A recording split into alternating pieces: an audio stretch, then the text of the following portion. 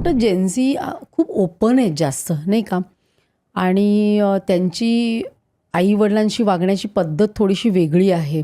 आणि जर पहिला मुलगा मिलेनियल आणि दुसरं जेन्झी असेल, तर आई-वडीलसुद्धा वेगळ्या पद्धतीने वागतात. म्हणजे मी उलटं म्हणते, की as parents we grow with them yes. If we are open.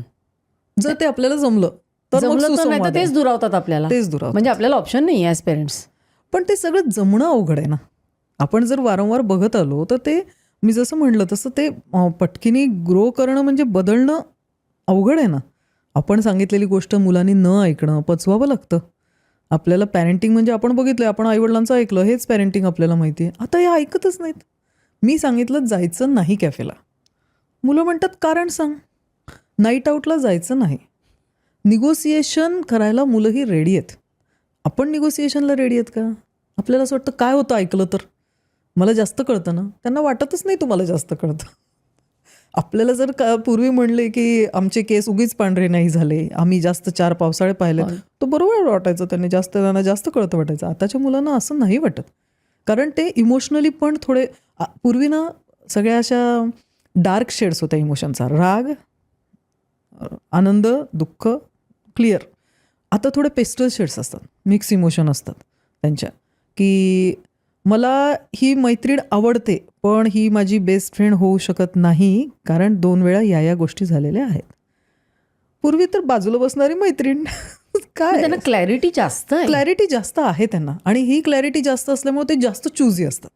आणि मग यांना मित्र मिळवताना सुद्धा यांचे क्रायटेरिया हे सगळं असतं.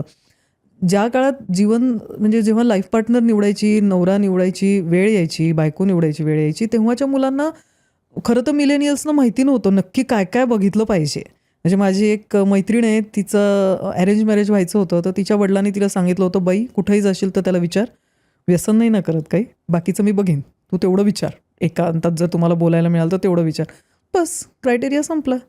पण आता मुली काय काय विचारून चेक करतात. म्हणजे माझ्याकडे आलेली एक मुलगी, अर्थात ती मोठी आहे, पण तिने तिच्या नवऱ्याला विचारलं होतं LGBTQ कम्युनिटीबद्दल तुझं काय म्हणणं आहे.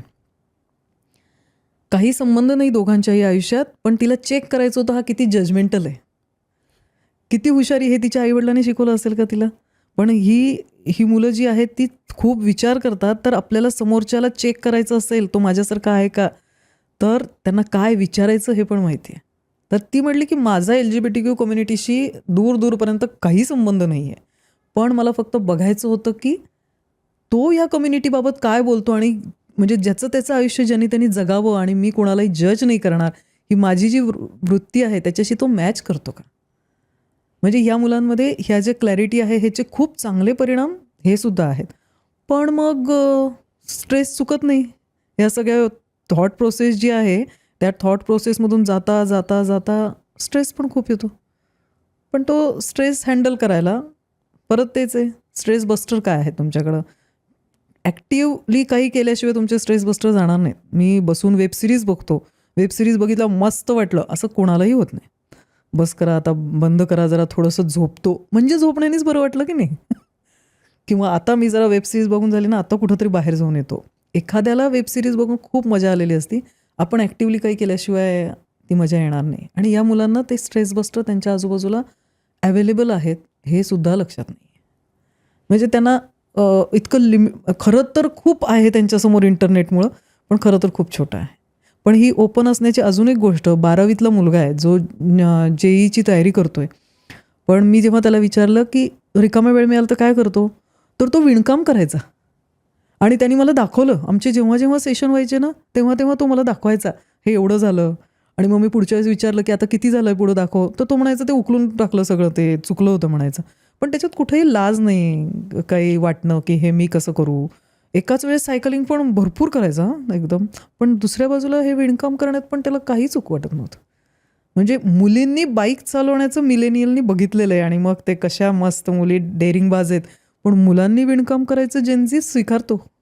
जे जेंडर इक्वेलिटी खूप ओपन आहे आणि त्यांच्या मला वाटतं फ्रीडम आणि प्रेम ह्याच्या संकल्पना वेगळ्या आहेत. मिलेनियलवर अजूनही आधीच्या जनरेशनचा इन्फ्लुअन्स आहे. जेन्झी कम्प्लिटली ओपन आहेत. म्हणजे मला तर वाटतं की त्यांच्या ज्या डेटिंगच्या किंवा लिव्हिंगच्या किंवा ॲक्च्युअल मॅरेजच्या ह्या पण अपेक्षा पण वेगळ्या असतात आणि माहिती नाही वेदर म्हणजे मॅरेज हे टिकेल का ही एक संस्था. म्हणजे आपण उत्क्रांती जी म्हणतोय ना, ते उत्क्रांतीमध्ये हे थोडे पुढंच आहेत जेनझी, आणि त्यांच्या त्या विचारांमध्ये ती उत्क्रांती जाणवती. म्हणजे एकदा निरीक्षणगृहामध्ये बाल सुधारगृह ही कन्सेप्ट आपण म्हणत नाही आता, कारण बाल सुधारगृहामध्ये एक लेबल आलं, तुम्ही बिघडलेले तर आम्ही सुधारायला बसलोय. निरीक्षणगृह आहे, आपण तिथं फक्त त्यांना निरीक्षण करतोय.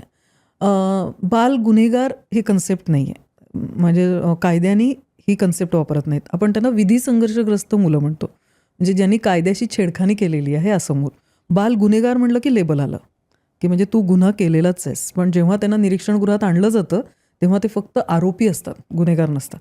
त्यामुळं हा खूप चांगला बदल कायद्याने केला, आणि तो इथं सांगण्याचं कारण असं की लोकांनीही समजून घ्यावा की बाल गुन्हेगार, सुधारगृह, रिमांड होम हे सगळेच वर्ड्स आहेत जे खूप निगेटिव्ह आहेत ते. निगेटिव्ह Negative आहे, आहेत. टॅब्यू घेऊन येतात, त्याच्यातून बाहेर पडताना मुलं निराश असतात.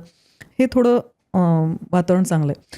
तर तिथं वेगवेगळ्या ॲक्टिव्हिटीज घेतल्या जातात. तिथं असं बंदिस्त जेल, सळ्या असं काही वातावरण नाही आहे. तिथं रूम आहेत मोठ्या मोठ्या, आणि त्या रूममध्ये मुलांना फिरायला अलाउड असतं, फक्त ते बाहेर येऊ शकत नाहीत. आतल्या आत त्यांना तेवढं फ्रीडम आहे. त्यांच्यासाठी खेळ, अदर ॲक्टिव्हिटीज, सगळं योगा हे सगळं इन्व्हॉल्व केलेलं असतं. इव्हन तिथे शाळा पण असते की या मुलांना शाळेत तिथं सकाळच्या वेळेत त्यांना शिकवलं जातं, ज्यांची जी लेवल असेल त्याच्यानुसार. कोणत्या प्रकारची मुलं जातात तिकडे सुधारगृहात? असं कुठलंच काही नाही, म्हणजे कुठल्याही अंडर 16 की अंडर 18? अंडर 18. अंडर 18. अंडर 18 जर त्यांनी ऑफेन्स केला असेल तर ऑफेन्स केलं तिकडे. म्हणजे ते 17 वर्ष 6 महिन्याचे जरी असतील तरी तिथंच येतात. आणि नंतर 18 वर्षाची झाल्यावर ते जर 18 म्हणजे गुन्हा करताना ते मोठे असतील, 18 वर्षाच्या वरचे असतील तर ते ॲडल्ट कोर्टमध्ये जाणार, मग ते मोठ्या जेलमध्ये जातात. 18 वर्षाच्या खालचे असतील तर त्यांची केस ही जे ॲक्टनुसार चालवली जाते, आणि ती त्यांचं होम पण वेगळं असतं, त्याला आपण ते त्यांचं कोर्ट पण वेगळं असतं. तर त्याच्यानुसार त्याला JJB म्हणतात, ज्युव्हेनाईल जस्टिस बोर्ड म्हणतात, त्याला कोर्ट असं नाही म्हणत. ही क्लिप शेवटपर्यंत बघितल्याबद्दल खूप खूप धन्यवाद. संपूर्ण एपिसोड बघण्यासाठी खाली दिलेल्या लिंकवर क्लिक करा आणि सर्व काही चॅनलला सबस्क्राईब करायला विसरू नका.